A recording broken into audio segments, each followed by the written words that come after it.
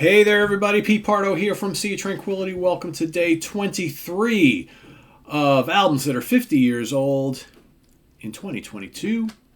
The great year in music that was 1972. Each and every day here in the month of January, we're going to take a look at another favorite of mine from this spectacular year across all genres. Today, we've got one that was released in July of 1972 for the Capricorn label. Actually, it was kind of a weird fit for the Capricorn label, a label that mostly had all sorts of Southern rock bands, or soon to be called Southern rock bands at the time.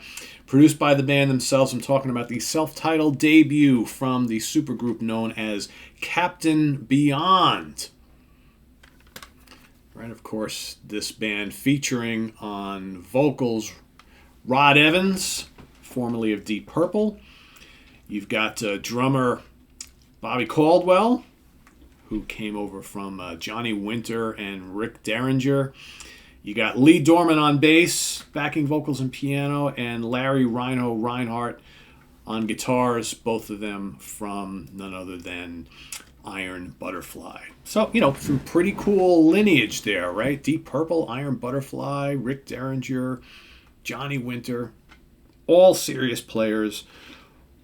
Interestingly enough, a pretty heavy album, and Rod Evans played, sang on those first three Deep Purple albums, which for the most part are not really heavy albums, more kind of psychedelic, and he was more known for a more laid back style of vocals, right? It's kind of like a rock pop psychedelic crooner, so to speak. Really good voice.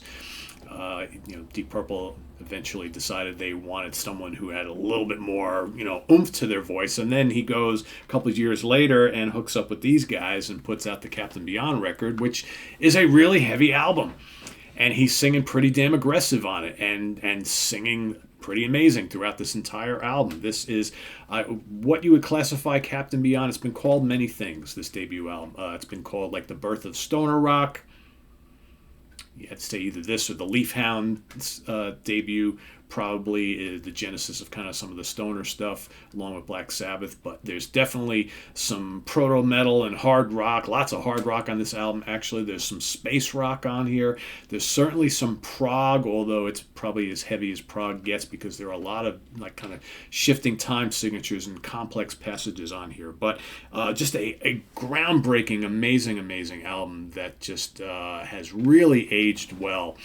Unfortunately, their next two albums, although fine albums, I think, kind of pale in comparison to this.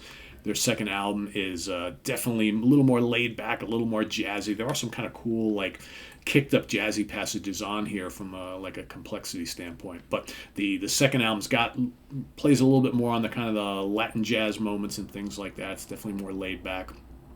And then Rod wound up leaving the band, and he's not on the third album. But the third album, I think actually is more of a return with what they were trying to do on here. But it's not quite as successful as this one. So this, and all guys took part in the writing of the album. Although the two Iron Butterfly guys, I believe, were still under contract to their record, Iron Butterfly's record label, and so they were unable to be listed as songwriters here. But we've got across the two sides of vinyl on the original LP, you've got lots of kind of like almost like medleys, so to speak. So there's a lot of tracks on here. There's like 13 tracks.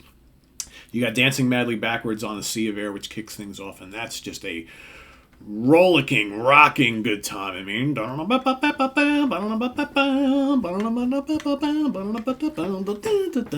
just the arrangement is just terrific. I mean, the guitar work is off the charts. The rhythms are kick-ass, and Evans just sounds great. That's a classic song from these guys. If you haven't listened to Dancing Madly Backwards on a Sea of Air by Captain Beyond, you definitely need to. Then you got the quick little arm work. Then you got the kind of space rocky myopic void. Then mesmerization eclipse, which is really heavy. And like I said, just really frantic and just showing all the tools that these guys kind of had. Then, Raging River of Fear is another good heavy one. Then you've got the kind of 1,000 Days of Yesterdays, which is like a whole kind of space rock kind of medley. But there's lots of heavy sections in there. It's hard rock and it's prog, it's space rock, a little bit of fusion, definitely some psychedelia. Then you got I Can't Feel Nothing.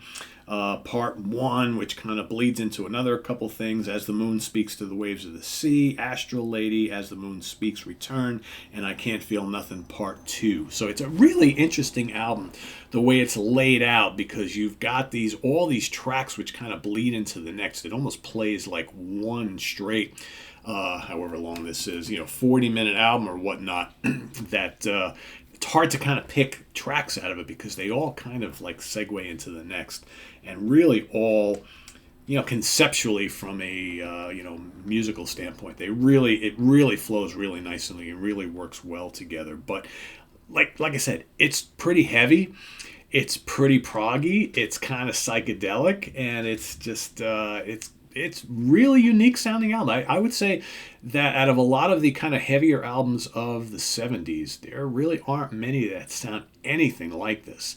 And, there's very few keyboards on here. There's like a little piano in spots, but it's just mostly like guitar, bass, drums, and vocals.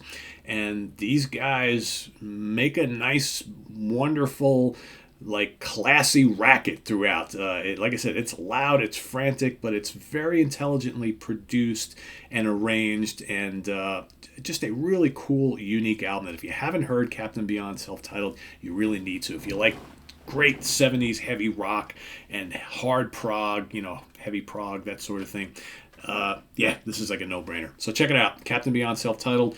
Let us know what you think about this album in the comments below, as well as your pick for today, day 23.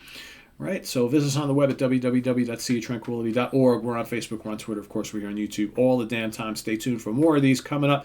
We're getting to the nitty-gritty, right? We're down the last kind of week or so of the month, so stay tuned for more of these each and every day. I am Pete Pardo. Thanks for watching. Please subscribe if you haven't already and click on that notification bell. We also have the link below, in the video description below, to our merch page. We can get all sorts of cool Sea Tranquility stuff, including a couple of new t-shirt designs. And we also have the link to our Ko-Fi page if you do want to make a channel donation. So thanks for watching. I am Pete Pardo. We'll see you real soon. Take care. Bye-bye.